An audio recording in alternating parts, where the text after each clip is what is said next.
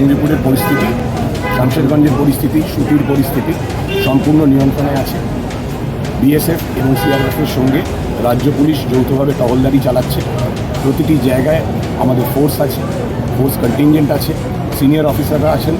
দোকানপাট স্বাভাবিকভাবে খুলতে শুরু করেছে এবং আমরা আশা করছি সময়ের সঙ্গে সঙ্গে খুব দ্রুত শামশেরগঞ্জের পরিস্থিতি আরও স্বাভাবিক হয়ে আসবে। যারা ঘর ছেড়েছিলেন, ঘর ছাড়াদের মধ্যে আমরা 19 জন গতকাল ঘরে ফিরে এসেছেন এবং আমাদের কাছে খবর আছে আরও 100 জন শীঘ্রই ঘরে ফিরবেন। এবং যারা ঘরে ফিরছেন তাদের নিরাপত্তা, তাদের যে কোনো ধরনের সমস্যায় আমরা প্রস্তুত আছি। তাদের সব রকম সাহায্য তাদের থেকে রাজ্য প্রশাসনের থেকে করা হবে। 19 জন ফিরেছেন, তারা সুস্থ আছেন, নিরাপদে আছেন, অক্ষত আছেন।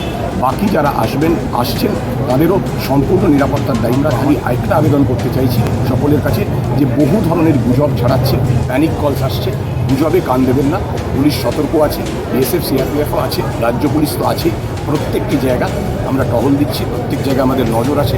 পরিস্থিতি আপাতত সম্পূর্ণ নিয়ন্ত্রণে আছে, শান্ত আছে।